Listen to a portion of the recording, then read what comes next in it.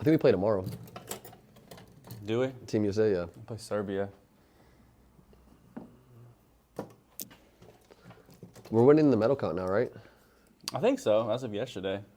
Or gold medal. Yeah, right, gold medal count now. 'Cause I think we're already up by like 30 in medals, but like Right, the yeah, gold medal count was... We're like that. It's like us. No, China's right there. Yeah, China's pretty close in gold medals. Australia. Oh, Steve Kerr.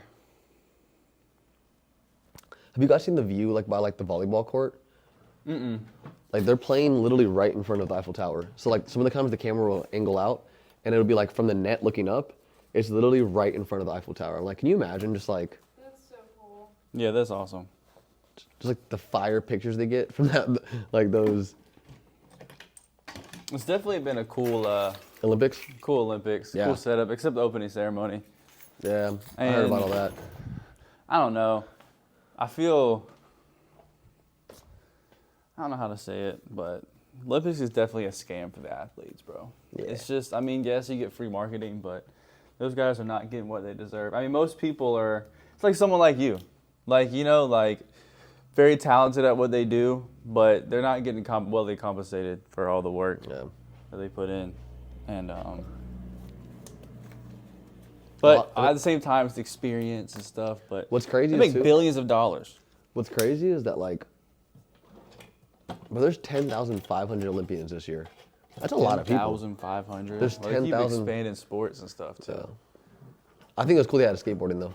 Skateboarding's cool. We got breakdancing. Yeah. Bro, I was in here watching breakdancing was one. This is the first year. Yeah, breakdancing. I was watching speed walking. Speedwalking's crazy. Speed walking is wild. I just imagine like Chris Paul for some reason. But it's like that though. Like they're all like walking like this and like got a little zest to it because you can't pick up both 2 your feet at once. Yeah. One foot has to be on the ground at the same time. I feel like I'd be nice to that. How do you train for that? That's a great question. How do you get good at? I guess it's like your timing on your steps, but It's all like athlete age people. Like it's not like a senior citizen thing. yeah. Like much that- like 30-year-old men in shape. Taking nothing away from them, I'm sure they're talented, you know, but like, I don't know if that'd really be a flex. It's like, oh, I'm going to the Olympics. Oh, for speed walking. It's like, Yeah. oh, dude. Like, man, you're a unit. Again, not taking nothing away from them. Everyone has their thing, you know. Oh yeah. No, I mean it's funny too. Like the whole time the announcers are trying to like justify it to the audience. Yeah, of, they're like, why. look at his pace. Yeah, like look, this is actually a very challenging thing. Like it's hard to keep this pace for this long and blah blah blah. And I mean it's probably not easy, but How do you get into that? Like, how that's do you? my question. There wasn't like- a single American in like the medal round. So, We get enough medals in other places. bro, this Brazilian was dusting everybody too. I was like, yeah, we don't really need the speed walking medal. You can have that. Y'all can have that one. If I was like a country that didn't have like a lot of competitors and like people, I would just try to find the events that like, you know, like that. Like, all right, we gotta get our medals here. No, handball, bro. Yeah. Handball, I would 110% play. If we had like a men's handball league, I would grind handball, bro. Bro, I don't know why I'm so attracted to sports that like I'm not built for. Like, I love volleyball, but like my build is not for volleyball. I'm built for like rugby. Like, but like I would definitely play volleyball. Bro, I wish they had high school volleyball in North Carolina. I know. I heard that like they're starting to have more schools participate in high school volleyball. Yeah. Like There's men's teams in especially Arizona. like western part of the state. Yeah. What about out there in Arizona? Yeah, I think It's they have like- men's. They have men's yeah. volleyball out there. A lot of people play like beach volleyball, like just as like a Oh, I recreational bet, thing. yeah. They have like They- pickup beach volleyball. I'm like, oh, They have that here. oh really? Yeah, they got like adult beach volleyball leagues and stuff. Cause there's some nice volleyball courts out at the beach here. Yeah, I bet. So there's a lot of like leagues and stuff around here. Also, when you go to the Olympics, can you imagine like being in the stands? Because then like you never know who you're gonna sit by, you know? Oh yeah, Oh, I just happened to be sitting by like Simone Biles yesterday. Like, yeah. Just bump shoulders with Michael Phelps. You Yeah. know, watching. or even celebrities. Like you look over, oh, Queen Latifah right there. Yeah. Are you gonna try to go whenever it's in LA? 100%. Actually, it made me kind of mad, bro. Phoenix is one of the only cities that like they're not hosting any events at. Really? Yeah, I looked up like all the venues. It's like Dallas, Los Angeles. There's a couple in Los Angeles. Las Vegas, I'm pretty sure, is hosting a couple events. Yeah, I can see Vegas. I would rather go see an event like Vegas or Dallas, Yeah. bro. I feel like LA is going to be a mess. Think about like how many people are already in LA, my how bad goodness, bro. traffic is now, the homelessness problem, the migrant issue, and then you got like everyone from all over the world coming Oh my to gosh. one place to watch the Olympics, bro. It's going to be. I'll probably Gonna go be a though. mess. I'll probably definitely go. Yeah, but at the same Yeah. time, it's like, but I mean, when is the Olympics going to be? Exactly. Summer Olympics going to be in America. What's crazy though, next time. everyone's thinking that way. They're like, well, I'm gonna still do it anyway. Bro, and that's the other thing too. You're gonna have so many like Americans going because it's their opportunities. Yeah. I mean, I almost went this year with Gigi. I would have loved to go in Paris. I feel like that would have been a fun experience. I heard that like locals are like leaving the city or left the city for the 2 weeks of the Olympics. Like people that can afford to take a 2-week vacation, like planned it around the Olympics. Because unless they're there to see the Olympics, like they kind of just want to get out of there. Yeah. I saw a video. This girl was like at a popular park and like no one was there. It was kind of like weird. It was like a ghost town almost. Yeah. From like the day-to-day people. And it's crazy though, like the accommodations that they give people, the living spaces. Like USA went and bought their own like place for people to stay because of what the Olympics provides is so bad. And they're bringing in billions of dollars in revenue, and they'd be giving the athletes like PB&Js for dinner. That's crazy. Not really, I don't know what they get, but probably. Yeah, but I know what you mean. Like they get a Lunchable. It's like public school lunches and shit that they're getting like. Did you see they're having flag football next year? Yeah, that's gonna be pretty. Our flag lit. football team's gonna be lit. So I wonder if they'll allow professional athletes, because some sports they don't allow like or have an age limit. So like for soccer for the Olympics, it's like I think 20 and under, or 23 and under, or something like that. Oh, really? Yeah. So I wonder if they'll do that with like football, because I hope not. just to kind of like level out the competition. Because bro, if we were able to put like Patrick Mahomes and Tyreek and Justin Jefferson and Michael Parsons and like all them dudes out there, yeah. We'd have to have like 2 teams so we can just play each other for gold. Basically. A and B team. Yeah. Who's gonna be the B team? Joe Burrow? It's like, oh, Yeah. okay, well, dang it. And it's just like the NFL all over again. It'd be cool if like they could like NFL players could participate in like other Olympic sports. Like you put like Josh Allen out there on the rugby team. Yeah. Like See Tyreek running. Tyreek's talked Yeah. about like running track and like trying to like pursue that. yeah, I can see him doing that. I think Tyreek got like 2 more years in him, to be honest. He has so many other things going on outside of football. Like, I saw something today though. He's talks about him getting a new contract deal, which is going to like reset the wide receiver market again. Because Yeah. bro, it's ridiculous. Like sports contracts. Every time somebody. NBA has gotten ridiculous. Yeah, it is. And baseball. Baseball's OD. Yeah, it's always kind of been known Yeah. for like Basketball's big catching up. contracts. Basketball's catching up, and then football really is.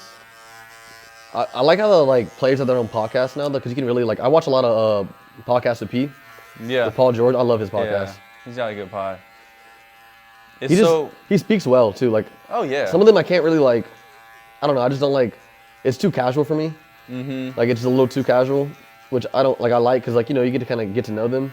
But I just was drawn to the way Paul George kind of like does his, and I like it. He's a good interviewer. He Yeah. asks good questions. Jeff Teague has a really good one too. Yeah, I've seen that. Cause I didn't realize, bro, how cool Jeff Teague was. Like, Bro, people forget how good Jeff Teague was. He was nice, bro. yeah, when he was on the Hawks, boy. Yeah, even when he was like with Minnesota, Yeah. he was straight. Teague was tough. I I feel like it's made me like become fans of players I wouldn't initially be drawn to. Yeah. Like I really like Brandon Miller now because of his interview, or even the first time seeing Cat. Like when I heard Cat and him, I didn't realize how close they were. And like, bro, Cat is hilarious. Yeah. I just want Ant to get a podcast. Anthony He Edwards. will. Yeah, he's a He is a trip. character, bro. I feel like he's a genuine dude. I think that's Yeah. why people are attracted to him, because he's just like 100% himself, very genuine. He's the next face of the NBA. Yeah. And a big part of it is because of just his personality. He's confident, but he's not over cocky. He rides that line between like arrogant and like confident like very well, because like he's Yeah. almost arrogant, but like also he backs it up. Yeah. He's got that like MJ, Kobe kind of swag, confidence, like you can't touch me-ness to him. but not as serious. You But know? he's like very down to earth at the Yeah. same time. He's like- been through a lot, man. I feel like Kobe's like really serious. Same with like MJ. Yeah.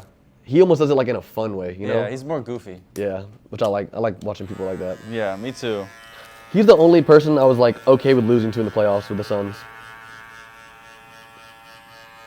Yeah, bro. He's going to continue just to get better and be even more of a problem. This Team USA run for him, I think, is really going to help excel his career even more. Yeah. Just being around those guys, like getting to see like how Bron carries himself on a day-to-day basis, getting to be around someone like KD every day and see how he trains and see how he eats and how he sleeps and how he Just works sleeps. out before the game. I mean, No, but yeah, I all know that you like stuff the is sleep important. schedule, yeah. You know, like those are the little things that the greats do that allow them to have longevity in their career. I heard Anthony Davis was talking about that. Remember he was on the 2012 team? Yeah. And he was talking about, he was like, remember he was fresh out of college. And then Yeah. I think it was Tyson Chandler, I think, got hurt. Yeah. And then, so they had to pick up AD. Mm-hmm.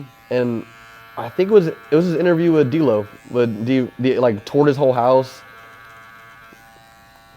He's one of the few players that's won high school, college, and NBA. And a gold medal. And a gold medal, yeah. Just one of few. Yeah, AD's tough, man.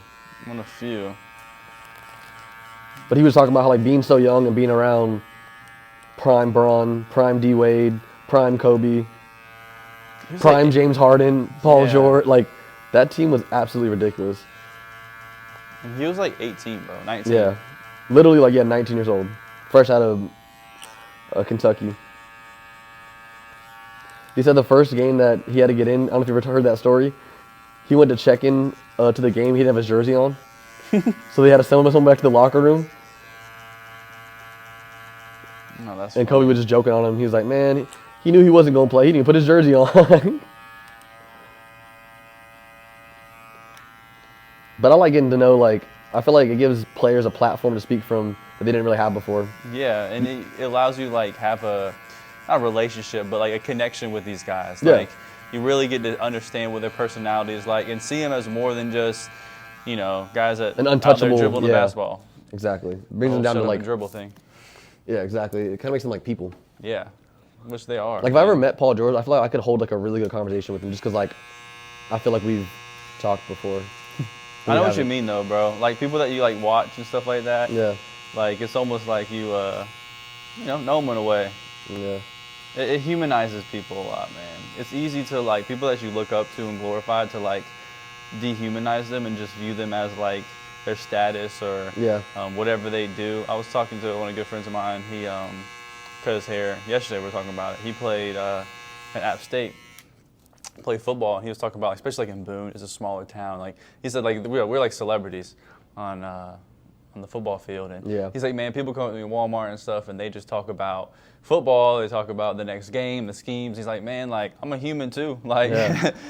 And good morning to you, too. yeah. I'm doing okay. What about you?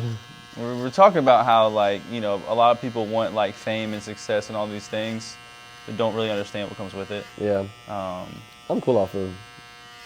I think I'd only be cool being famous if I was like happy, like if I like did it unintentionally, you know? Yeah, it's authentic and organic and like true to you. Exactly. I wouldn't want to There's- be like fraudly famous or like. Nothing against like the Hawk girl, but you know, like I wouldn't want to get famous on something like that. Like, Yeah. now props to her for taking advantage, you know, marketing herself for it, living a great life. But Well, it's crazy what like our society like popularizes too, and like what makes famous. Like man. a lot of times the people that we should be looking up to and people that should be having a platform don't, and the ones that do, I'm not saying they're not deserving of it, but should be the people that we're looking up to. yeah, But there's like a weird pull, man, in our society to like want to more than ever. It's also more accessible. Like if you think about like older civilizations, like the gap between the haves and the have-nots were so much more. yeah, Like unless you were born into it, you weren't going to have that life. But now it's like anybody can go viral overnight, and then boom, like you're partying in LA with the Kardashians. Like yeah. You get a lot of hate, but props to them for marketing themselves. Mhm. Not that they don't have talent, but you know what I mean. Like it's hard to remember like why they're famous. You know, it's like, wait, why? Kris Jenner is a genius. Yeah. That's why they're famous. She. Kris Jenner. That's Bruce, right? Yeah, Bruce Jenner. Bryce? Kris is the mom. Kris is the mom. She's like the mastermind behind everything, Oh yeah, yeah. bro. I begin honestly. It sounds bad, but I don't be keeping up with like those groups and stuff. Like I used to really get either. the Kardashians and the Jenners mixed up all the time. Like I thought they were all one family. They are. Oh really? See, like I don't even know. Yeah, they are. Yeah, so the Kardashians, so Kim, Khloe, and Kourtney, right, Megan? They were Rob Kardashian's children. Yeah. Rob Kardashian got Defended famous OJ. because he defended OJ. Great documentary. Then she left him, or they divorced. Did he die? I don't really know the circumstances. They got divorced, but then he died, I think. They got divorced and he died. Then she married Bruce Jenner. Yep. Olympic gold medalist Bruce Jenner, now known as Caitlyn Jenner. And that's when they had Kylie and Kendall. Oh. So they're all half siblings. So they are related. So the Kardashian ones are full siblings, the Jenners are full siblings, and the Jenners and the Kardashians are... That boy tapped in. yeah. He made the whole family tree. Oh, yeah. You know. I got. Happens when you're married. When you get married. Speaking of that, bro, when I was like taking a shower this morning, I was like, bro, like, I can't wait to like have a serious girlfriend just so someone can like girlify my house. Like, Yeah. you could tell I'm single for sure. Just like, and not even in a bad way, but like, you know, like, I just need some like, I need some like a woman's touch in my house.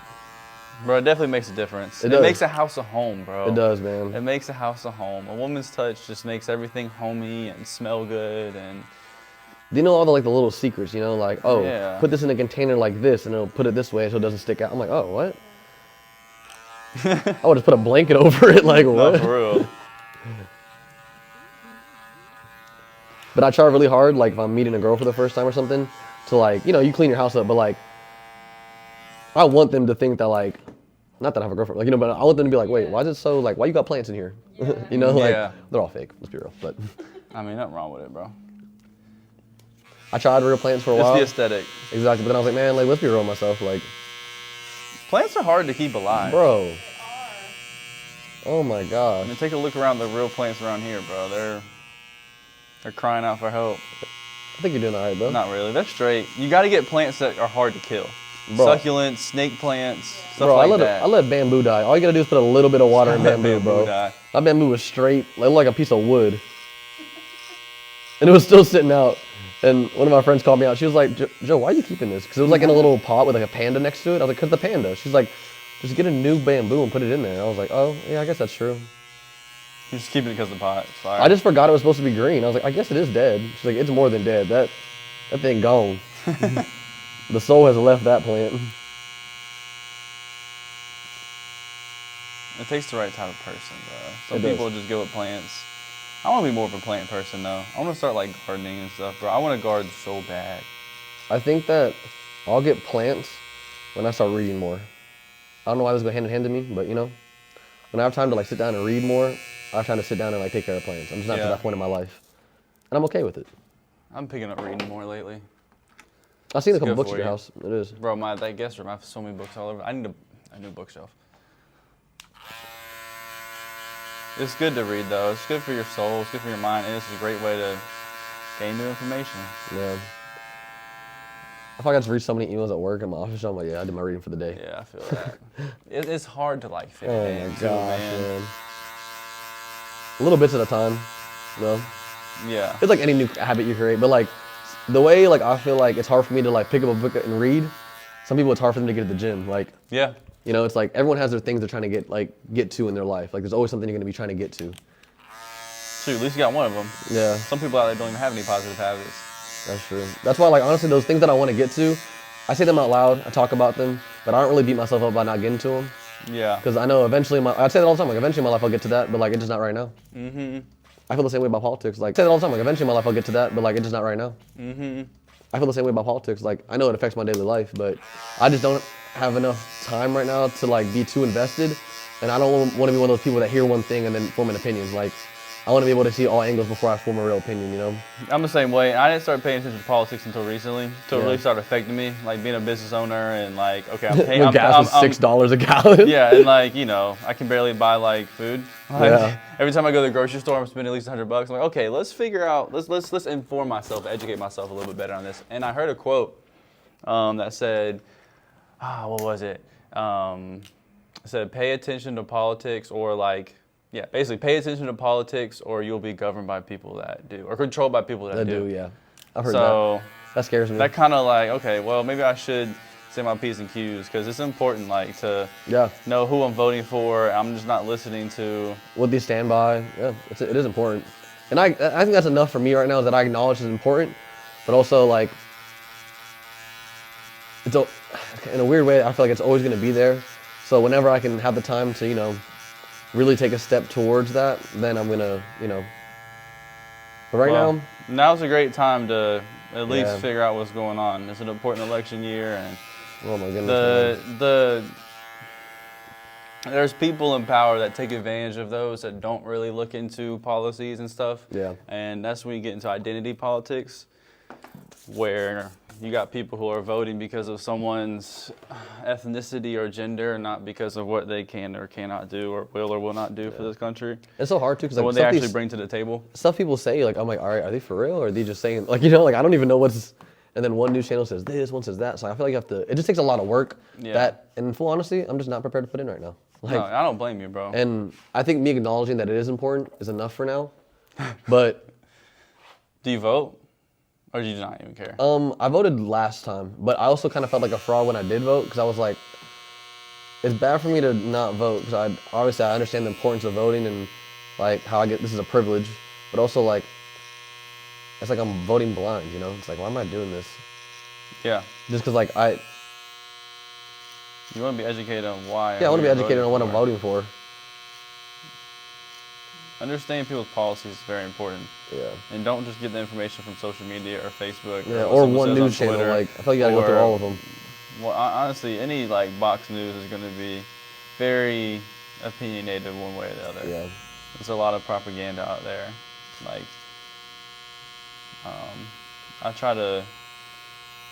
Honestly, that's why like the beauty of like podcasting and things like that have really helped like the average person understand what's going on and see it from a more standard, just face You just value. get to see so many like perspectives too. And it's honestly ruining mainstream media. Yeah. Like mainstream media companies their numbers are going down. Like our generation has kind of said like, okay, I'm done with the nightly news BS. Yeah, like no one even has cable anymore. Yeah. Like, I'm not going to rely on CNN or MSNBC or Fox News or whoever it is to be my source of information. Like, or even just for like entertainment. Like, yeah. like YouTube now, if you don't have YouTube Premium, you know, like you, like there'll be ads that are a minute and a half on YouTube, and I'm like, you can't skip them. I'm like, this is a whole commercial break. Like, before YouTube used to be like 3 seconds, 4 seconds, and skip it. You know, like now, like YouTube is now like a platform that, of course, YouTube TV, but I mean like YouTube is now like a source of entertainment. You know, like now that Roku and because when I was in high school, I never even had Netflix because like I had cable. You know, I watched sports. Like, that's all I really watch, and so. And I think that's why it's such a big deal with the NBA, like that whole deal going back between Prime and TNT. Like, if TNT, bro, that's crazy. Bro, if TNT lost that deal, I promise you, like, I feel like normal TV, like, I wouldn't need YouTube TV anymore. Like, I only use YouTube TV to watch sports. Yeah. And like, same. You know, so like, why would I need YouTube TV for? So if we got bought by Prime, TNT lost. I thought Prime. They matched the deal. I don't even know how it went. I thought I heard that NBA went with Prime. Yeah. So like TNT got a chance to match it. They did match it, and they went with Prime anyway. They went with Prime anyways, which is kind of like just a tease to TNT. Yeah. But now it's like, so, or even but I saw this. Inside the NBA, bro. Yeah, inside the NBA, it was like the highlight of like NBA media. Even though like half the time I feel like I watched it just because it was on after the game, and like I just left it on. But still, I watched it. Like, I love watching Chuck and Shaq. They're, in my opinion, the best like halftime show. They're better than ESPN because they're actually dudes that played in the league. Bro, ESPN's like panel, none of them played in the NBA. You got Stephen A., Michael Wilbon, and like the old GM for the Warriors that are up there. Like none of y'all even touched the basketball in the league. I understand y'all have been covering it for a while, but I don't feel like you guys are credible to be talking about. ESPN used to be sports. Like, why is it just a bunch of guys yelling at each other now about like whose opinion? Like, you know, it's just I feel like ESPN is so washed now. Like I don't even watch it. Bro, so washed. Bro, anything Disney buys goes to crap. Yeah. Bro, they bought Star Wars sucks now. They bought Marvel movies suck now. They bought ESPN, which they've had for a while. The only thing saving Marvel is Deadpool. Have you seen the new Deadpool? Oh my gosh, fire. I've heard it's like the best, I haven't seen it, but I heard it's like the best Marvel since Endgame. Oh my gosh, bro. It was so good. I don't even go to the movies and watch movies like that. Yeah. But like the night it came out, my roommate texted me. I was getting ready to go to the gym. He was like, I got out of work, got all my stuff. He was like, you want to go to watch the new Deadpool? It came out tonight. I literally grabbed myself, drove straight home. I was like, yep. So you're not going to the gym? I was like, not anymore. I was so excited for this movie to come out. Yeah, Megan, we need to see that. Yeah. Put that on the list for sure. Yeah. Or even like seeing how like, speaking of movies, like just like the movie theater industry just died. Like COVID really hurt it. Because like when I used to work at the movie theater. It already was kind of like falling off. It was, but not like it is now, bro. Because like after COVID hit, now you can watch pretty much all the new movies, almost all the new movies at home. If they hit the theaters, it's like 2 weeks, and then next thing you know, it's on HBO Max. Like even the only company that does like premieres like this anymore is there's one. I think it's Sony. Like Sony's the only one that does like big productions that basically aren't selling out to like HBO and Prime and places like that, you know. Mm-hmm. But now you got like mainstream actors like Adam Sandler in Netflix movies, so it's like it just popped up on Netflix, you know. Like they'd rather get paid in full from Netflix than just take the chances of putting it in the box office, you know? Yeah. And when you're someone that's like Adam Sandler, he's a brand that people are going to watch or whatever he puts out. I mean, Hubie Halloween was #1 for a while. And yeah. It's Hubie Halloween. But before, Netflix movies used to be like C-list actors with like... Yeah. Now they're like whole great productions. But Will Smith was talking about it, how like you only are going to like premiere a movie in the theater if you think it's going to do like crazy numbers. Because if not, you're going to just lose money. Like it's just going to be a waste of money. And that's why they really only drop like big like name movies. Yep. Like reruns like the Bad Boys they did. Obviously that's going to sell tickets. Everybody likes Bad Boys. And like Marvel movies. We saw Inside Out 2 in theaters. I mean, but it's Pixar. Exactly. I think it's Pixar, not Sony. It was Pixar. Is the only one that makes like premieres in theaters now.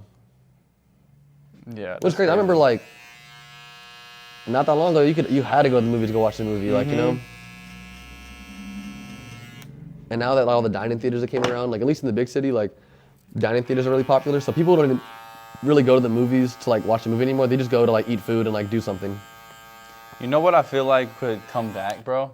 Drive-in theaters. Yeah, drive-in. I think drive-in movies could really make a comeback right now. Because we need the movie industry, the entertainment side of it needs some type of revamp. Yeah. And with the modern technology we have, someone could come up with a cool like system that makes it more interactive or something. Yeah.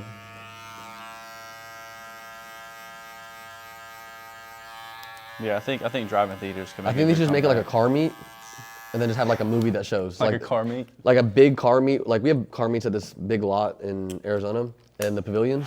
And it's like, it's not like people just like modding out the cars like that. Like they have themed weeks. So it's like Mustang week. They have like Camaro week. And it's like everything from like 60s, like all the way up to like brand new 2024 Corvettes, you know? So like you see the whole line.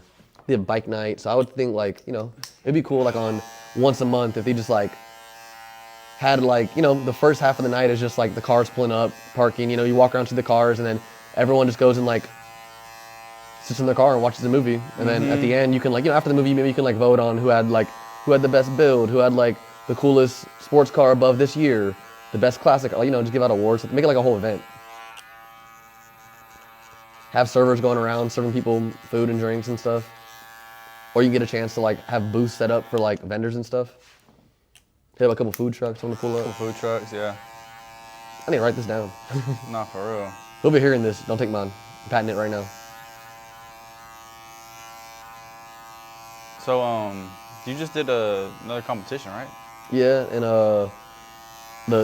in Finland. Nah, just the other day. Oh yeah, like last Finland, weekend. But oh yeah, yeah. It was at ASU. what was it? It was just honestly, it was like super last minute. I mean, I've been working out and stuff, but I haven't been like in camp. Like I weigh like 168 right now, and I usually fight at like 150. So my boss hit me up. She was like, hey, like if you're interested in a local tournament, there's supposed to be some international competitors going, some good competition. Like if you want, you can take the day off. I'll pay for your tournament fee if you want to compete. And I was like, oh, well, I mean, I'll go. Yeah. And so skipping over some other stuff, like basically like the person who ran the tournament was, he's actually brothers with one of our friends that's an instructor. Okay. And not that we're not cool with it, we just like, we don't really, like they don't really talk. Like they're not really, martial arts gets very like cliquey, you know, like these people hang out with these people like, you know, it's easier for adults to like kind of clash heads. And we don't clash heads with anybody, but this is just some people that like, we know don't really like us, honestly. Yeah. Just because we're the other international competitors in town, and you know, you can either be cool with them or you don't. And most people choose for some reason not to be cool with other international competitors. In my head, we're all part of one team. Like, why are we making it hard on ourselves? Are they under the same like commission? Yep. So, but also in their head, they're thinking we all compete to be on the same team, so you Yeah. can take my spot. I'm thinking like, let the best be the best, and if you're better than me, cool. Like, at least we have a better team now.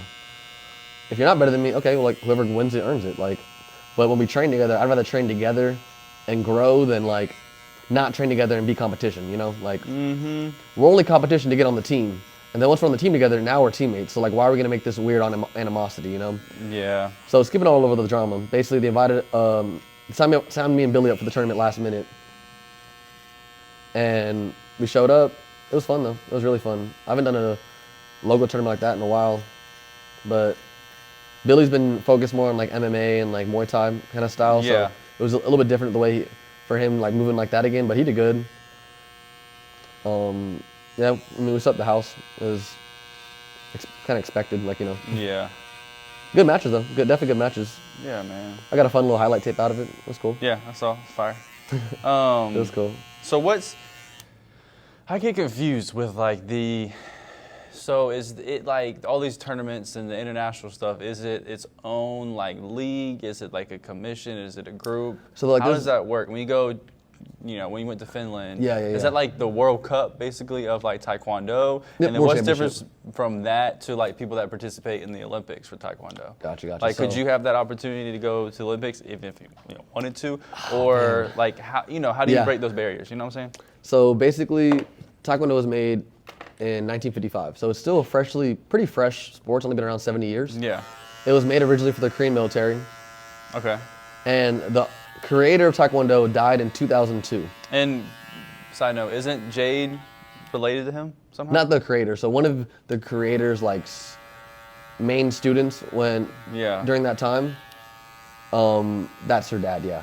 Okay. And so her dad was one of the like original students from the creator. So the creator was his sensei, basically. Exactly. That's pretty fire, though. So again, like it's only 1955. Like Taekwondo's very not recent. that old. But when he died, I do ITF Taekwondo. So the stuff you see in the Olympics, let's start there. The stuff you see in the Olympics is called WTF. Okay. It's World Taekwondo Federation. That's the people you see with like chest guards. They don't wear they wear like really small hands. You can't punch to the head. It's called point sparring. So like when you score, they stop the match and they reset. The same way in karate. You score, they reset. So it's almost like it's still Taekwondo, but they're known for having like really fast reaction time, really fast kicks. I don't know if you know who Michael Page Venom is, MVP, but yeah, I've heard of he him. fought WTF Taekwondo. He originated, so that's why his reaction time, his timing is, people in WTF have really good timing and really fast reaction time. Yeah. And quick reflexes. And they're really good at like kicking, because all they can really do is kicking. Like they can only punch to the body. ITF is the original Taekwondo. WTF was created from ITF as its own separate thing. Okay. Like it uses the Taekwondo name, but honestly, it's not Taekwondo. Like it's not the original Taekwondo. ITF, International Taekwondo Federation, which I do, is the original like what was made by the creator for the military. And so when we're going into the Olympics, to bid like if Taekwondo is gonna be in the Olympics, it's a whole political thing that I don't really know too much of the details of like why it went this way, but basically WTF was more prominent in South Korea. Okay. And had more financial backing at the time. And so it was basically a political thing between North and South Korea of like why WTF is in the Olympics and not ITF. Yeah. Now when people see ITF versus WTF, I would say 95%, 98% of people are like, we'd rather watch ITF. Like, what? Like, it's a cool sport to watch, WTF. It's unique. But ITF is a lot more easier to understand. It's continuous rather than point, so they don't stop you every time you score. You can punch to the head. You don't wear chest guards. It's just less rules, and it's more like... Free flowing. It's free flowing, yeah. Like, you kicked and you can counter. Like, in point sparring, like, if I score, they stop everything. And they look at the judges, see, you guys all see that. I've point sparred before. I've been in a couple tournaments point sparring, and it's cool, but it's like almost like a fast game of like tag and like don't get hit, or like you counter, right? One of the best point spars. Fast game of tag. Kind of, but you're tagging with your feet or like your head. Like, it's almost being able to make reads really fast. Like, one of the best point spars, actually, the world champion right now for point sparring WTF in America is from America, actually, like in the world, and he's really good. Like, he can spar regular too, but it just he makes reads quick. So you pick up your leg, you do a side kick, he knows, all right, I'm gonna fade back to a round. Like, he has a reaction to anything you would do. But now in continuous, he's used to scoring and stopping, you know? So when you go continuous, after you score, if you're a point spar, sometimes you just kind of like, you take a breath and you reset. Yeah. In continuous, you don't got that time to reset. Like, you could score, you better get out, you better move, do some, like, use your footwork and get out the way. But like, in ITF, which I do, you can take one and give one. Like, you can take a hit and score twice afterward. And in point sparring, you can't take one to give one, because if they scored first. Like, so there was supposed to be like a rebid to see if they would put ITF in the Olympics. And in the European Games, they actually do kickboxing, which is like Waco, Waco is pretty much like the sports side of ITF Tae-Kwon-Do. It's really, really popular in Europe, very popular in Europe. And there's a couple tournaments I've done around the United States, but it's just not as popular as it is in Europe. And like, everybody in Europe that does ITF Tae-Kwon-Do does kickboxing. So like, kind of the same way here. Like, since I do ITF Tae-Kwon-Do here, I do kickboxing, but I don't get as much ring time with it because there's not as many competitors as there is in Europe. In Europe, you know how it is. Like, you're in Italy, but you can go fight somebody in Germany. You can take a train. You know, it's like a 2-hour train ride. Here, it's just not as prominent. It's not as many events, so you gotta kind of travel farther, and you know, just the kind of political side of everything. Basically, the founder of Tae-Kwon-Do died in 2002, and then ITF split because they were trying to say like, okay, who's in charge of ITF now? The founder's dead. So it was either going to be his son or was this other guy, and people either followed his son and other people followed this other guy. So there's two guys are following, and so now there became two ITF organizations within the United States, you know? Yeah. And the whole reason of having an organization like this is so that when you test and like get a new belt, you get a black belt number. So like, it's supposed to be your ethnicity, your rank, and then what number black belt you are in the organization. So like, for example, like I'm American, so it'd be A. My first degree, I was like A, and how many American black belts there are. So I think I was like 300 something. I was like 300 like something if first degree black belt in America. Yeah. And then you get second degree.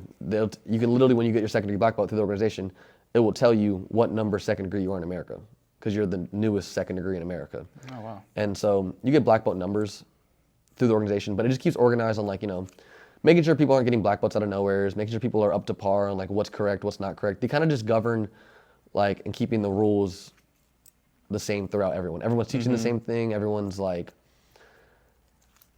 cut up to par. That way, again, you don't have these random people popping up out of nowhere saying, oh, I'm a 9th degree black belt. And again, it still happens, but you're like, that's why in a lot of places I go, I don't ask too many questions, because also like I don't want to get in arguments and be like, yeah, man, honestly, like no one knows who you are. Or like, you're doing your own thing, which again, if you want to try to run a business, you know, but I think it's kind of fraudulent, in my opinion, to call yourself a certain rank if you're not through the proper channel, or like claim you teach this martial art, but you went on YouTube, and you know, so it's hard to like honestly never know what you're walking into when you walk in martial arts, because who's going to tell you? No one's going to come and shut your school down.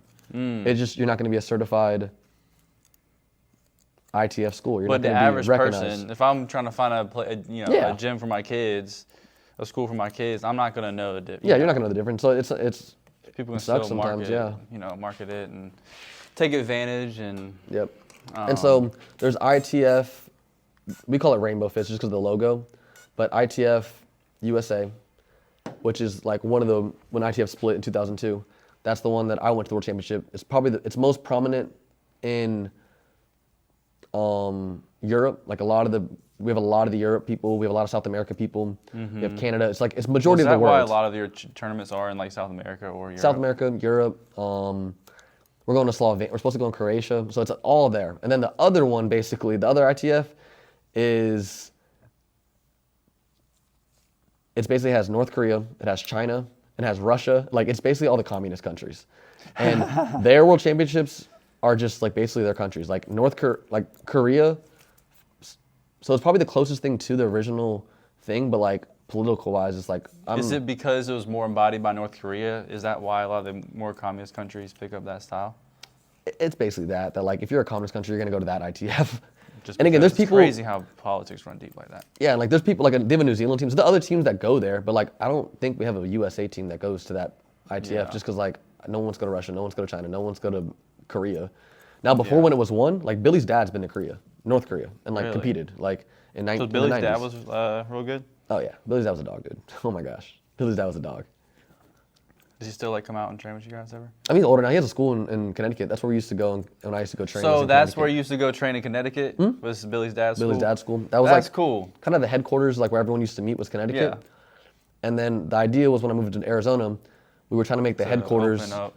Since we had a lot of people in South America, we were trying to make the headquarters for America for Tae-Kwon-Do be a little more central located and easier to get to than Connecticut because of weather and stuff like that. So that's why we moved to Arizona. But then when we got to Arizona, we kind of shifted directions and we were like, what if we took Taekwondo and made it more accessible and made it more like fitness based? Like, I'm not actually teaching Taekwondo, but I'm using Taekwondo to spread the benefits as far as like, balance, coordination, core Talk strength. a little more about that too, because that's what we were talking about earlier. But like the benefits of like training martial arts and how you work with athletes and stuff like that. Yeah, so a lot of it came from my boss, honestly. Like, so she met her husband because he was a goalie for the Flyers, and she was living in Philly at the time, and she worked with the Philly team to basically cross-train. So, like, obviously you fight in hockey, so that's like the first transition over how to actually throw a punch, stuff like that. I've worked with professional athletes. You'll be surprised how many professional athletes don't know how to throw an actual punch. Like, they're athletic as can be, but to actually throw a punch and not break their hand, it's like, oh, okay, that's weird. Like. But basically using the benefits that I kind of circled back to when we were talking earlier about how like, as a kid, I was athletic, but I feel like I started Taekwondo at a young age. So I was kind of like a perfect example of like how martial arts can make you just a good athlete. Like your coordination, your hand-eye coordination to start, your balance, your core strength. Yeah. It just gives you so many things that like you don't even think about that you're building, while at the same time giving you self-defense, like everyone should be able to defend themselves in some type of way. Male or female should be able to defend themselves in some type of way. So we kind of took Taekwondo as well as the community aspect. Like when you train with a school, like that's like your family. Like you know how close I am with my instructor here. Like it's almost like a second family. And I've always grown up with that community aspect since I was a kid, 5 years old. I've always had my Taekwondo school that I know has my back. You know? Do you think that, just sidebar, do you think that because of that community aspect, it helped cultivate the kind of personality you have now too? For sure. I mean, and like being able to like take a hit to the face, like obviously you might not take physical punches, but be able to kind of like take hits in life and bounce back up. Because you're one of those people that's always been real, just resilient and committed to whatever you're doing. Do you think that like the mental side of martial arts and Taekwondo helped you develop those characteristics at a young age? I think it comes down to one word, and it's like discipline. Like when I was a kid, like in Taekwondo, your instructor could say, all right, go do 10 push-ups. You're not going to be like, why? Maybe, I don't feel like it. Yes, ma'am, go do them. Like it's, from a young age, it was like, you're told to do this and you do this. You don't question it, you just get it done. Whatever it is, you get it done. And I think like, I remember when I first heard a kid talk back in school and like, be like, oh, why? I'm like, well, what do you mean? Like, I never thought to ask why, I just go do it. Like, if I have to go do this, I'm gonna go do this. And like, from a young age, that was so normal to me that as I got older, I realized that like, that's not as normal for other people. And then it all goes back to, so as well as the mental and like discipline aspect of martial arts, 100%. I feel like it's, and also about having a goal. Like you do something 2, 3, really 4 times a week. And it's a commitment. Like if I miss class 2 days, I'm behind 2 days now. Like my stretch feels weird. Like I'm just not, it had the idea of being committed to something. And like, no matter if you wanted to go or you don't want to go, you're still gonna go do it. Like it's just something you do. It's like a lifestyle. Yeah. And goes back to discipline. So it goes back to like, there's physical benefits, there's like mental health benefit. Like it's just in every way. I feel like I was an example of like how martial arts can affect your life, like completely from the beginning. And obviously not everyone's gonna do Taekwondo from 5 years old to their whole life, but even for like, early on in the beginning of the years, I can tell some people that have done martial arts, when they tell me that, I'm like, oh, I could tell. Like you could just tell by the way they carry themselves sometimes.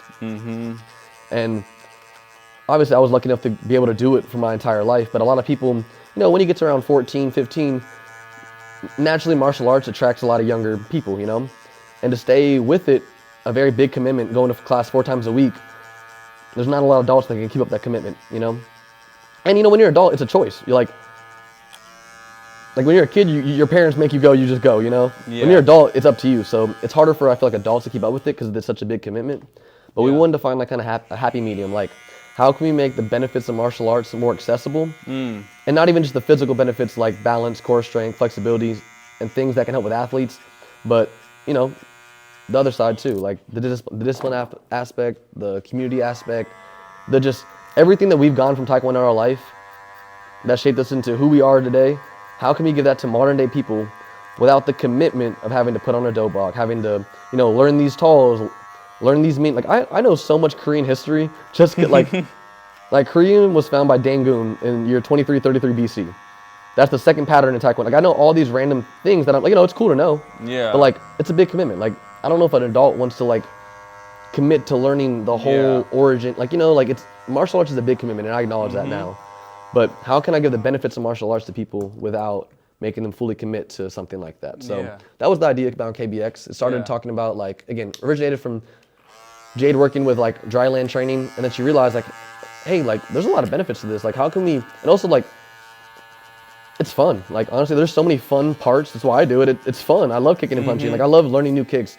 And it's something that like you're constantly always getting better at. Like you can always kick faster. You can always jump higher. You can always spar longer. Like, there's in any way, you can always punch faster, punch harder, punch more precise. Like you can always make every single part a little bit better. And every day it's like a fresh start. It's like, all right, I feel like I'm here today. Like, what do I need to work on? And it's like, it also brings that element of like self-awareness, like looking at yourself every day and being like, all right, I'm happy where I'm at, but also like, what can I improve on? Yeah. And I think just doing that repetitively, since a young age, like I've kind of applied it to other places in my life, like in every way, like as like a friend, how can I be a better friend? How can I be a better son? How can I be a better employee? Like in every aspect of my life, I'm always trying to better myself a little bit every day, which again, I think people can learn that idea from other things in life, but martial arts makes it very cut and dry. It's like, you do this, you get this. And even in the beginning, like, at first it was belts. It was white belt, yellow belt. I'm shooting towards my next belt. And then eventually, once the time you get to a black belt, you realize like, it's not measured by belts. It's measured by like myself, like, so coming upon that idea, my boss and I like kind of realized we both been in martial arts our whole entire lives. We were like, dang, like, if anyone can take these ideas and kind of like put them out there and kind of preach from like a personal aspect about this, it'd be us. Like we're the people, or someone's got to do it. Nothing's out there right now like that's like this, and that's kind of how KBX was born, to be honest. And it's been super fun because now we do like a lot of self-defense events throughout like the valley and stuff. We work at ASU sorority groups. We did like a realtor self-defense event the other month. We just got our contract a couple weeks ago with the city of Scottsdale, doing one for them at like the community center for like in the city council. That's what it was, city council or something like that. So like now like that we've been there for a while, we do like a domestic violence awareness event every October with the city of Phoenix. So we've been able to still like keep our ties to Taekwondo. And that's why it was important to me to like compete this last year. Was like, I'm not done with Taekwondo. I'm just at a different point in my life right now where like I'm trying to take what I've gotten from Taekwondo and give it to other people. But it's a weird time for me because I'm 24. Like I still want to compete. I still want to like, I'm not done competing. Like I'm not done with that part. And in myself and Billy's eyes, like it's our job at our age to like build up our resume and kind of like, not say stay legit, but like, compete at a high level, just so when people come to us and like we're training instructors, like we're giving content out there towards like classes and stuff, like we don't want to feel like frauds. We want to know that like we're still involved. We still like are actively martial artists.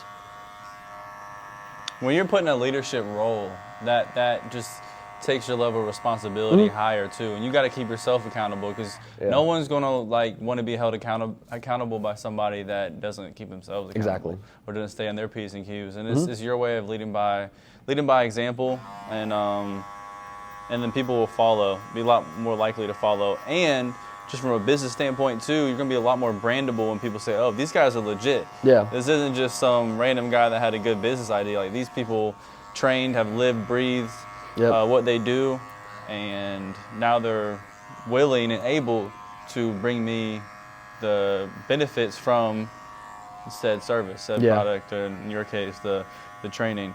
I think you guys have like a really cool opportunity to, we were talking about this earlier, really scale that, because there's not very much competition really in terms of what you guys do, the niche that you'll have.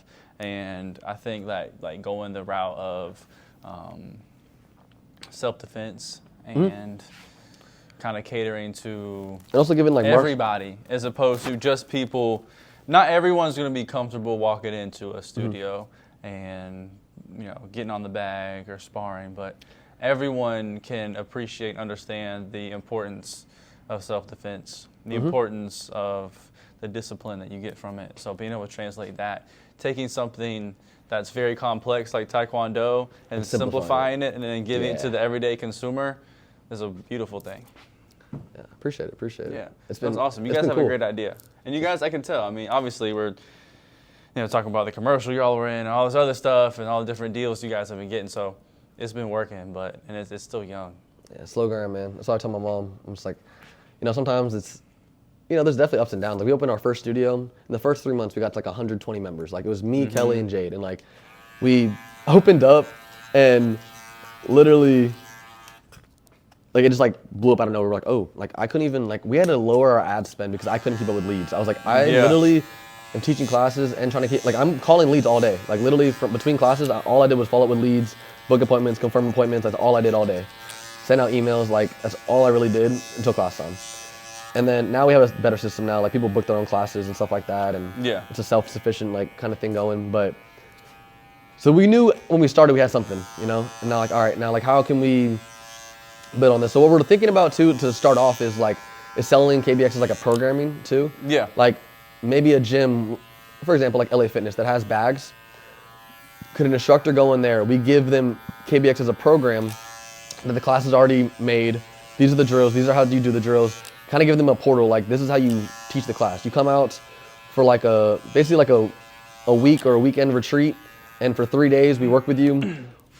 My job now over the next like 2 months is helping you set up your studio, learn how to like teach these classes, run the studio. And a lot of it isn't even like teaching the actual class, but a lot of it is like you said, it's an experience. Like, when people go in there, like, being able to be welcoming, being able to, like, it's just the whole vibe you create as a studio. Like, the workout speaks for itself. It'll speak for itself when you work out, But when you walk into a kickboxing studio of any kind, kickboxing, martial arts, like, you really don't know what to expect. Like, am I gonna get kicked in the face today? So like, that's why I'm really big on like calling people before they come in. A lot of people, we always say no experience required, because people want to try this, but they're hesitant, Like, you could walk into a gym and get beat up your first day. You could also walk into a gym and throw punches in the air for 30 minutes and, just kind of washed up. You're like, like, we want to make sure when people get there that, you get like a 15-minute lesson when you first walk in. And like, yes, I teach you the moves to stay safe and like get you an idea what you're walking into, but really, I'm just getting to know you. I'm just like trying to get a feel for you. Like, we call it an intro lesson, and that's us as you have a main instructor teaching, and an assistant instructor's job that day is basically anybody new that day, you're like on their hip. You're coming over, helping them with their bag, helping out with combos, and you're just there along the way. You're just working out with them, but you're just like there as a person you can look over and be like, hey man, like, what was that combo? Hey, how do I do this? Is this right? Like, just someone that like is in your corner. And when you're an assistant instructor, like, your job is basically to become their best friend. Like, your job is to, some people want to be like, really hands-on, talking to you during the whole class. People just want to like, have a person that gets checked on every couple rounds, So you kind of get a feel after a while of like what people kind of want and what kind of vibe people are giving off. And if there's no new people, I just work out. I just like hop on bags with people and go around the class, keep the energy up, motivate people, help people with like technique and stuff like that. So. You have cross back here? Ooh, what do you think? Or should I do like the two? I think cross be tough. Do it. How big is it gonna be? Like that big? Yeah, like that big. It's gotta be big enough so you can see it, so you can like tell what it is. That's tough. If you think it look good, yeah, let's do it. Yeah, it'll look good. Bro, I got you, bro. I got you. Trust the I'll process. make it look stupid. No, you Might good. be tilt your head down just a tad so I can, yeah, strong occipital bone back here. Yeah. You getting kicked. Yeah. It's cool, like when I see y'all's content, it's like everyday people that are in there too. Yeah. And you can tell you just have like a real family like environment, and when you think of like fighting gyms, you think of a bunch of rugged dudes that got cauliflower ear, Yeah. and you know what I'm saying? So like to be able to like make it a comfortable environment for a mom with 3 kids who just wants to get a good workout in and trying to hit their weight loss goals, or someone that wants to learn how to defend themselves but has never punched a bag in their life, like it broadens just the scope of the people that can benefit from That type of workout, yeah. Yeah. That's our goal. I think about that. Like every time I see the videos, I was like, these are, just everyday people that are trying to get a good workout in. And the cool thing is too, like any like activity that's fun and you make interactive, that's good for cardio, a good workout. It's such a plus, dude. Yeah. Because not everyone wants to go hop on a treadmill and run for 30 minutes, or not everyone's comfortable going to a gym. Yeah. Walking into a gym and not knowing what to do, what weights to pick up, if someone's using that bench or not, how to start a program. That gym might not anxiety want to, real. It is, bro. And that's like the job as assistant, like that's real, like. And so before I thought I was gonna be like, oh, I can't wait till I get like athletes in here that I can work out with, and I come across athletes that like I really really enjoy working out with, but now at this point in like my life, I like the people that have like never worked out before or never thrown a punch or like were nervous to come to class. Like those are the people that I'm excited to come in. So I'm like, man, like people that already work out, they're fun. They're fun to like work out with. They're like they always bring good energy, but sometimes they're intimidating for people that have never worked out. And our vibe we've created in our spot is just like there's a certain member that's like really in shape, super, super cool, and that I'm thinking of. And anytime someone new comes in, obviously the pace that the new person's gonna work at versus them, it's not the same pace. But if it's a busy class, like they never have a problem being like, hey, back up with me, I got you, and like they'll help with combos. And just like, and we're not asking that person to do that ever. They're just they want to they want them to have a good time. Like they want them, and seeing that alone, or like people have like made friends, of course, within KBX, like really, really good friends that they hang out outside of KBX, and like that's the part that I like, and like that's the part that I really enjoy. Of course, I love working with athletes, but now I really, really enjoy like someone's first class ever working out in 2-3 years, and they came to KBX. Like those are the people that I like to see come in, or got over the hump of like. You see a lot of situations like just I've seen people leave like domestic situations that like this is like kind of their way out, I've seen people like beat addiction by giving something to like keep them busy with their time, like. So it's been definitely rewarding, honestly, like, and also like, again, when I don't have new people in class, bro, I'm just doing what I love. I get to work out. I get to go kick and punch the bag. I'm singing along to music and just like, it's.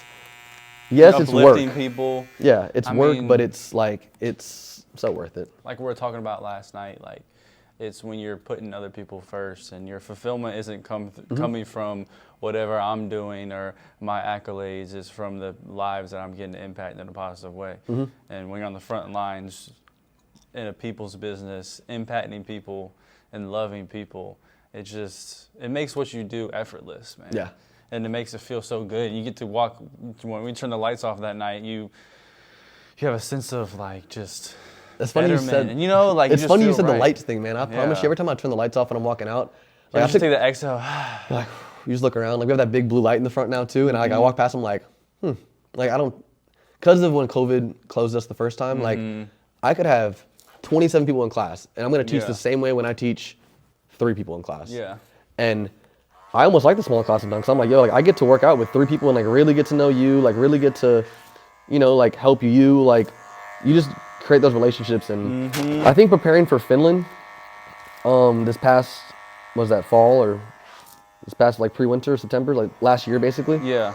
Preparing for Finland is what made me realize like really like the community we were creating, because like I didn't really have a lot of, like I had people that like helped me train and stuff like that and working out, but like a lot of my training this time was like, it was on me. Like I had to make my own time. I had to go like make my own drills. I had to go figure it out, you know?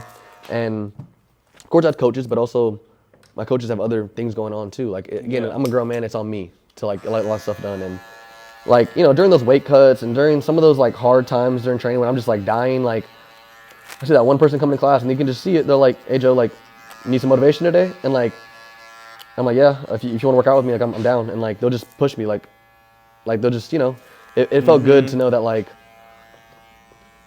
random people that have never, they don't owe me anything really, you know, just like will go out of their way and like come an extra day to class that week just because they know like, oh, Joe's training right now and like it's, I want to make a good, like keep the good vibes going, or you count on me coming to back up with him today because I'm going to push him. Yeah. Well, that's just a testament to the community that you guys have created there. It's dope. And it starts from the top, man. Like any like environment like that comes from a strong foundation. Yeah. It comes from the leaders, the people running it, the management. By creating that, like you said, when people walk in there, they feel welcomed. You're building that relationship with them, and then it just comes back tenfold, man. Yeah, it's important. I give so much credit to my boss too. Like Jade, it's a weird thing to say out loud, but like sometimes the reason why I feel like I've been able to live in Arizona for so long, for what now, 6 years now, and like, of course I miss my family, but sometimes I feel bad because I feel like I should miss my family more than I do. No, I don't think you should feel bad about I feel like that void isn't there as much as it is for other people because I have Jade, because I have Billy, because I have a family out there that like, when my family comes to visit, we still go to Jade's house for like Christmas morning. Like that's like just what we do. We wake up, go to church, and then we go to Jade's house for Christmas today. Or like, so whether my family's there or not, like I'm still gonna be with my family. Like, well, you don't need to feel bad about something like that, or not feeling bad about being near your family when don't have anything to feel bad about. When you're where you're called to be, when you're walking in purpose, and you're living a life that you're called to live. Now, if you're, you know, all of a sudden we're doing some hood rat stuff and didn't feel bad and we weren't missing your family, then maybe that's a different conversation. But because you're where you need to be, God has you there for a reason. He sent you there for a reason, and you're clearly fulfilling your purpose. So there's nothing to feel bad about. You know, because you're right where you need to be. I bet you if you weren't where you need to be, I'd be really feeling that guilt a little bit more, missing your family more. But you have a new family, like you said. Yeah, it's all one now. It feels like it's like, oh yeah, we're all just, you know. And that's cool, man. You have you have a tribe out there, and it's important. We all need that kind of environment and support system and people like that. And going back to like what you were saying, like I've had that community, I've had that feeling of like people, and even with my friends, like we've been friends since my freshman year, you know, like I've had the same friend. I got lucky with my friends, I got lucky with the Tae-Kwon-Do, like, but just building those relationships has really made me just value my relationships more than anything. My family, my friends, my KBX members, like it made me realize that like that's the most important thing to me is like my relationships in my life. Yeah. Like that means more than really anything at the end of the day. We were talking about Coach Bird last night. Like, shout out Coach Bird, man. Yeah, it's so easy to view success in life from a monetary thing or accomplishments or awards or whatever it is, whatever our society says is success. But when people look back on who had the biggest impact in their lives, a lot of times it wasn't the people that were making the most money. It wasn't the celebrities or the people that they're following on Instagram. It was the people that they shook hands with, they hugged, they loved, and that loved them, and actually have those relationships. And man, shout out Bird, man, for real. I still talk about him to this day. Like I'm at that age too where I'm like trying to still explore things and like, you know, see where I might end up taking, like where I want to go with my life. And I'm leaning toward personal training. I've talked about maybe going into car sales. Like, you know, I'm just still like I obviously I randomly picked up a serving bartending job. Like, I'm still trying new things while I'm young. Which is good. One of the things I've looked into and thought about too is becoming like a weight training coach in high school out there. Just one, summers off, you know. But two, when I really think about like who you want to impact or who I want to impact, I thought about like all those times with Coach Bird. I was like, my life might have been completely different if I never met Coach Bird. The way I take care of my body, the way I treat work, the way I carry myself as a man. Like, again, I feel like, of course, I have my father in my life too, who is a big, big advocate. But you know, sometimes when it's coming from a direct source like that, you need to hear it again from someone that doesn't owe you that love. Like, Coach Bird didn't owe me the love that I feel like my parents owe me. You know, like they're my parents, of course they're gonna love me. Like, but hearing it from Coach Bird, which now that I got older, I realized, oh, my dad be talking about the same stuff, you know, just how you carry yourself. But I thought about, like, in my life, I was like, yeah, man, I think being a weight training coach, like, being a high school weight training coach, like, that's the next ones up. They're the next people coming up. They're the next generation. And at that very vulnerable age where high school, if you have a good high school, you could change your life and become successful. If you have a bad high school, you could change your life, end up in prison. Like, you know, it's just, high school is such an important time of everyone's life. And these younger kids, man, they need good role models now more than ever. And so, again, we talk about pay and, you know, money and stuff like that, but like, hopefully when I decide to go do that, my investments, everything else in my life is like, let me to go do that. Like, I'm not really worried about money anymore. I'm worried about like what I want to do with my daily life, you know? It might not be something that you do immediately. Yeah. But in the future. I definitely see myself doing it in the future, like in my lifetime. Yeah. Maybe around Coach Bird's age, you know? Like, just like older, like, you know, when I have, my kids are getting older, getting into school and stuff, and yeah, he really, yeah. He really did his thing.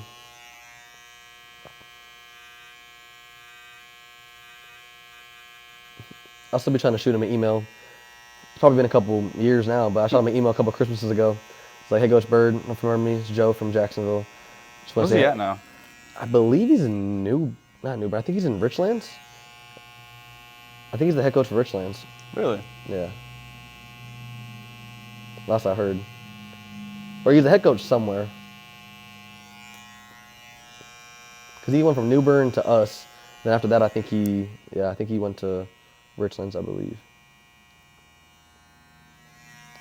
But to me, I felt like, I was like, man, like, it's almost like, how'd I get so lucky, you know? Well, I believe that God puts people in your life to help create the person that He's called you to be. Exactly. So if you wouldn't have had Coach Bird in your life, you might not be the man you are today, doing the things you are, and 100%. able to be a Coach Bird to somebody else. That's the goal too. Like, that's what it's all about right there, bro. And I'll be talking to my friends about that. Like, you know, we get in those deep, deep talks sometimes, you know, just sitting out on the balcony, just chilling, hanging out. You just get in those talks. Or like after the bar, coming home, you know, just like those talks, you know. Or like, I just ask my friends all the time, like, man, like, what do you want out of all this? And they're like, wait, bro, why do you always ask that question? I'm like, do you guys ever, I think about that all the time. Like, what do you guys want out of life? Like, if you had 1 week to live, like, what do you want your last couple of days being? Like, you know, what do you want to be remembered for? And I always think about that kind of stuff because, you know, not to get morbid or anything, but like, you know, you just never know. And we do. And I think once you have someone close to you pass away, like the Bobby situation, I think it kind of opens your eyes to, like, you know, life is finite, and what kind of impact can I have? How are people going to remember me? What's my legacy going to be? And how can I impact as many people as I can in a positive way? Like, Bobby lived a short but very impactful life. Because there's a lot of people that are influenced by him, like motivated from how he was. He was uplifting. He was fun. He was just a great soul. So, you know, when you look at that, you think about your own life. Like, hey, how many people can I be the same way with? So I think when you have that perspective, and not everyone has had something like that happen, and not everyone's mature enough to also have that perspective. From it, yeah. So it's important. It's good to be able to look at life that way. It's a very mature thing. And sometimes people aren't in their 50s, 60s, 40s, having midlife crises, and they're starting to realize, oh, gosh, like, I need to figure something out. But if you understand that at your early 20s, man, like, you're set for an impactful life for sure. That's the goal. And like before, I think when I was younger, I was like reaching for thousands. I was like, I hope that I can like help so many people do this, do that. But then I was like, I kind of thought about it. I was like, well, I have to start with like the people in front of me, like as in like my friends, people around me right now. If I can't inspire them, if I can't inspire my friends, if I can't be impactful towards people around me, how am I going to expect to be impactful to people I don't even know? If you can't steward what you have right now, God isn't going to give you anything more. Exactly. He gives you what you have right now to see if you can handle it. And then he'll give you more. And piece by allow piece. you to prepare for when you do have more. And it's really easy to like want to have that huge goal of reaching, especially people like me and you, who we both want to impact people. Yeah. I think that we want to reach millions of people potentially in a positive way. And it's easy to focus on that big number and not focus on the little numbers. It's easy for me to focus on, oh, I want to have a podcast that blows up so I can reach all these people and be a voice to people that might need it. But I need to focus on who's in my chair right now. I need to focus on the people that are in my shop. You know, I want to fill all my chairs, but let me focus on the one person I have in here. I want to have multiple shops, but let me focus on that one. The shops in front of I want me, to have multiple KBXs, but let me focus on this KBX. I want to have 500 clients coming in that we're training, but let me focus on the 200 that we have. Exactly. And put as much into them as I can. What's in front of me. And then build what's in front of me before I start building around it, you know? And that's exactly like you said it, like, it's like in my head, I kind of think about it like a one number at a time, like mindset. Like, of course I want to have 250 members. Like that's the goal for this studio is like around 250, like just standardly, you know, continually ongoing. But also, I got 120 people in front of me right now that I'm impacting. Like, as much as I want more, I try really hard to like appreciate what's in front of me. I think about like what we've done already to keep me motivated and to keep me like, oh, like, you know.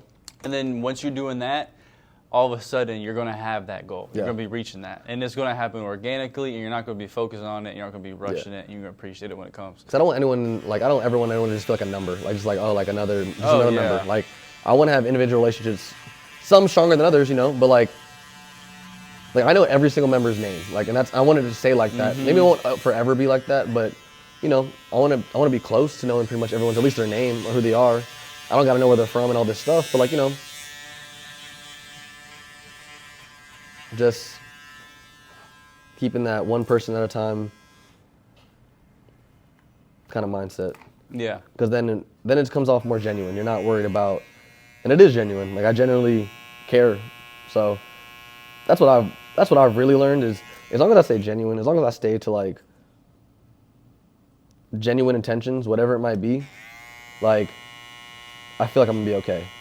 And like that comes into like faith and stuff too, you know, but faith and timing, like, you know, I feel like successful people were just people that were prepared at the right time. Like, the opportunity came, they didn't like scramble to get prepared because they're already prepared. Like, oh, it's not, like at any moment you could have a life-changing moment, but if you're not prepared for it, if you're waiting for that moment to come to start doing it, you're gonna miss it. So like, in my head, I just want to be prepared for the, like, you know, the one day that something comes up and it's like, all right, this is it. This is all that time has led to me this opportunity coming up, or this person, me meeting this person, or whatever it might be, you know? Proper preparation prevents poor performance. Yes, sir. One of my favorite quotes, man. Something I always remind myself of. Yeah, proper preparation is very important. It's funny. One of my clients, he does these like weekly videos, and his this week was about preparation. And he was talking about how when you're prepared for something, a lot of times is when God gives it to you.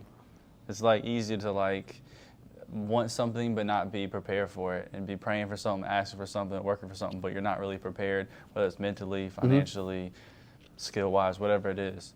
And then, you know, once you prepare yourself and you're ready to handle whatever that is. I've been putting a lot of systems in place with my business and getting things in order for when I have a lot of people, when I'm managing a lot of people, and when we have multiple locations. So when it happens, all these you're other not like, things. oh, what am I going to do? Yeah. When it happens, I have these systems in place, so I'm like, boom, this is what we're going to do. Yeah. As opposed to, oh, crap, what do I got to do now? Oh, these people aren't, I don't know how to manage people. But if I'm learning these lessons and building those skills to myself now, then when I'm managing hundreds of people, it'll be nothing, And also, I kind of realized, too, that, like, you're never going to really feel like you're 100% ready. Like, whatever opportunity comes around, like, you can feel prepared, but you're never going to feel like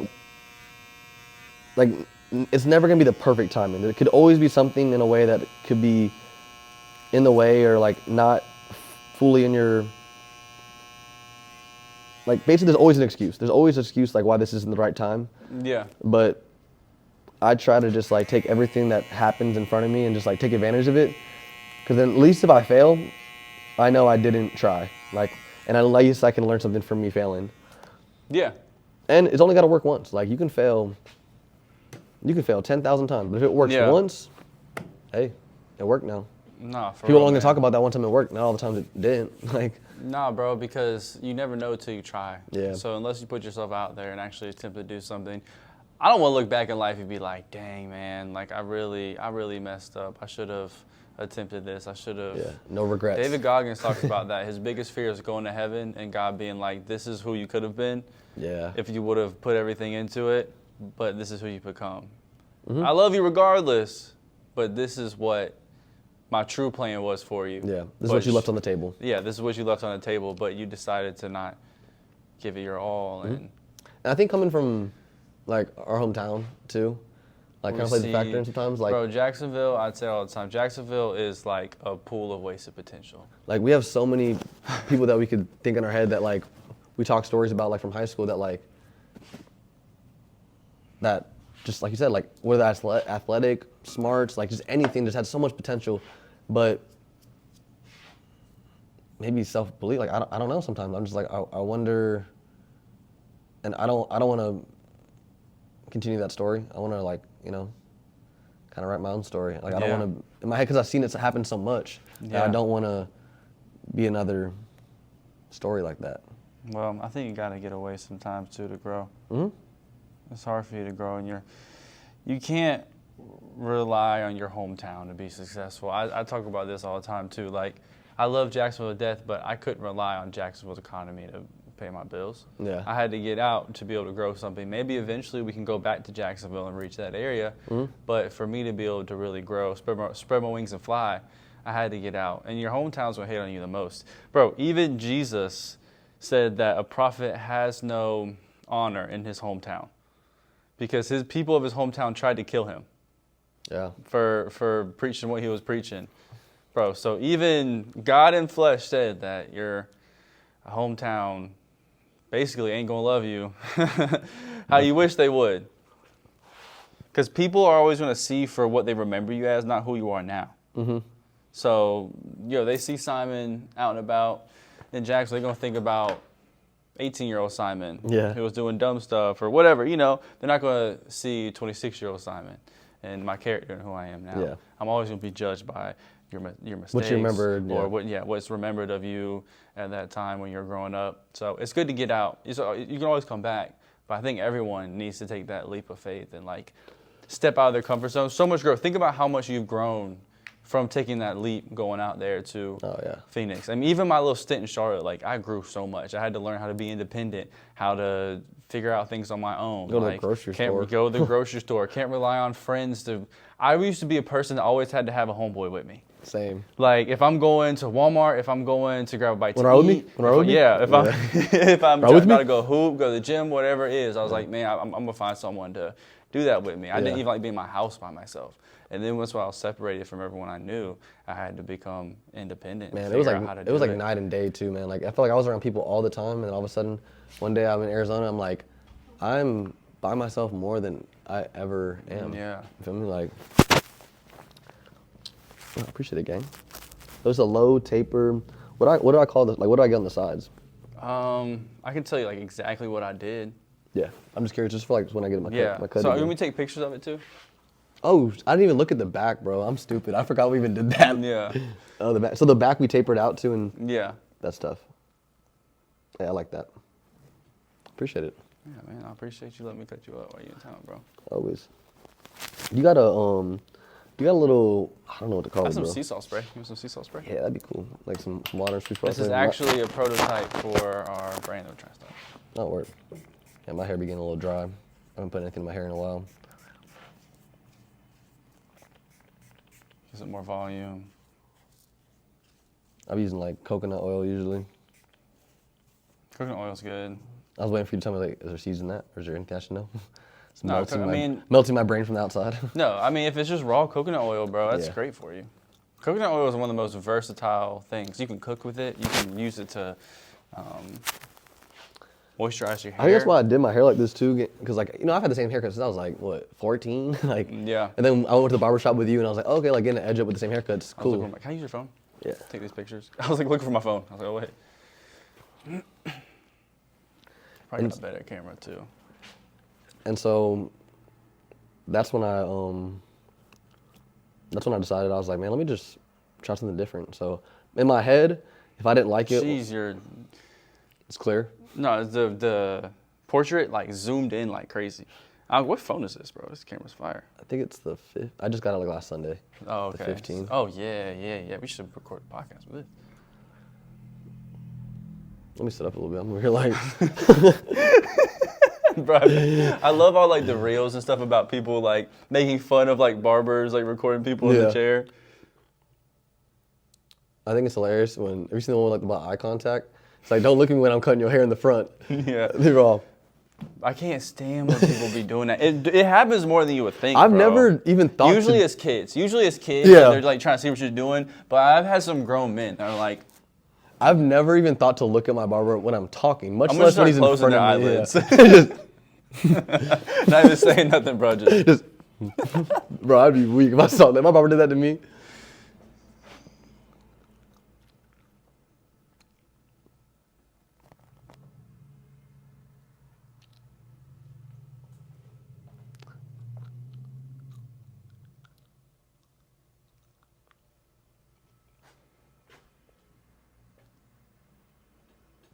Bro, your camera's almost too detailed, bro.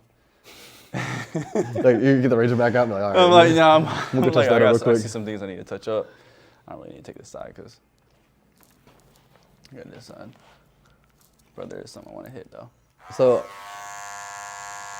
obviously, I don't need like a beard trim, but can I shave this goatee off real quick? Yeah, you want me to? Yeah, if you don't mind.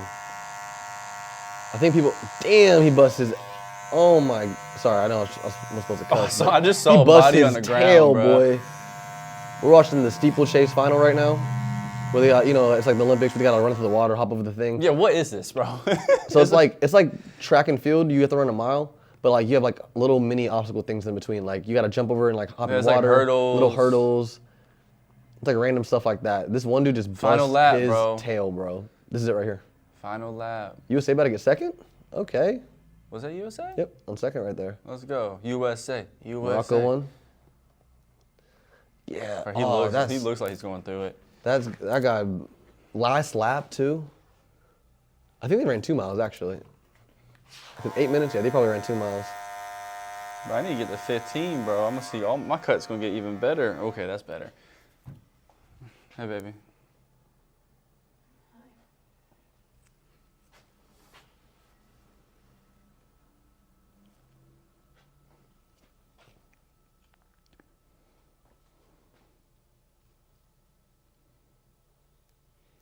Bro, I don't ever tell you this story. The first time I got my haircut in Arizona, I fell asleep in the chair.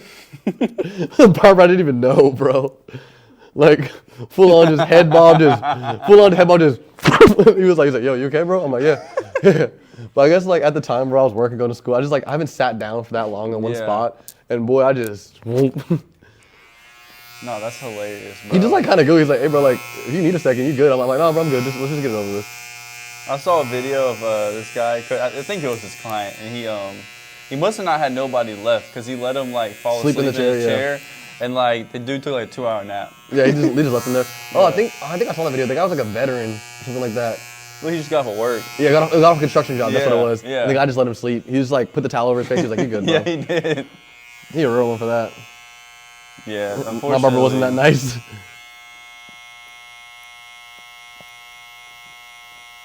Man, it's like a skill, bro. I can fall asleep anywhere.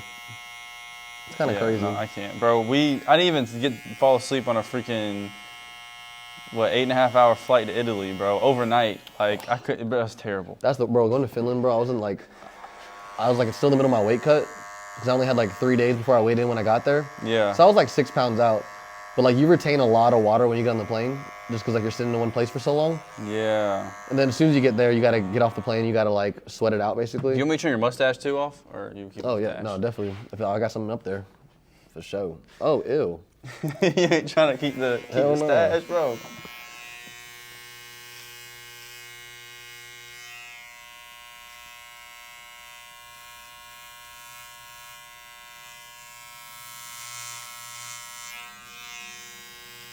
Yeah, I'll be keeping the stash, man. I'll be keeping nothing.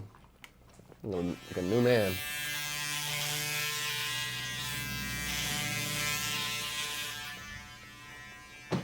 I'm like a new man.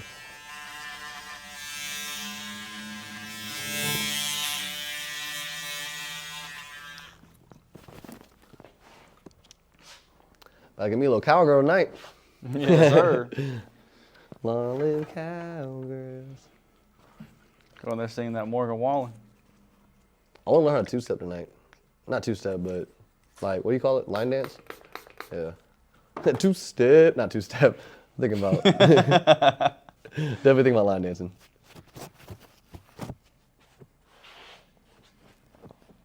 Definitely a different type of dancing right there, brother. Yes, sir.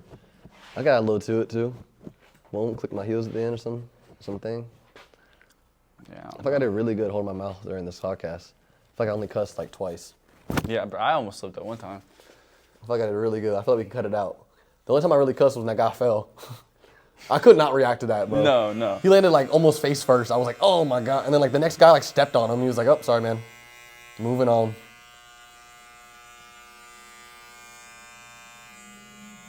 One to the 2 to the 3 to the 4. We can just take you back to your car from this. That's I right. know Megan trying to go home and lay down.